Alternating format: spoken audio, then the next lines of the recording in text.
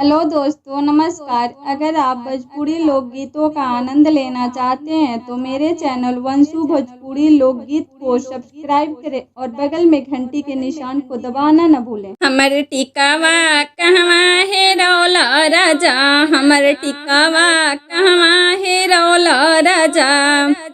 कौनी सौतिनिया के मांगे पहिरवला, कौनी सौतिनिया के मांगे पहिरवला।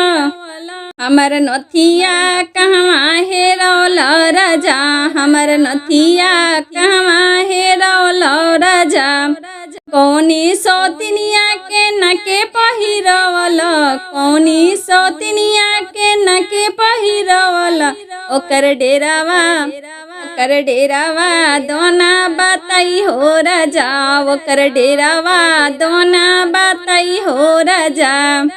60 रुपया धनी हमरा से ले ल, 60 रुपया धनी हमसे तू ले ल।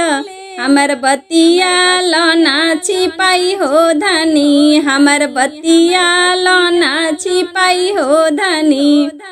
1000 रुपया धनी हमसे तू ले ल, 1000 रुपया धनी हमसे तू ले ल।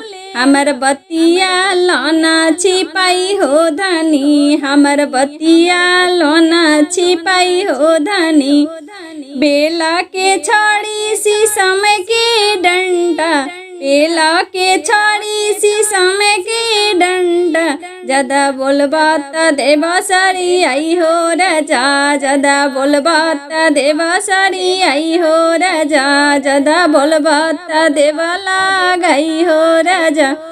हमरा गलवा के हरवा तू कहाँ है रौला, हमरा गलवा के हरवा तू कहाँ है रौला।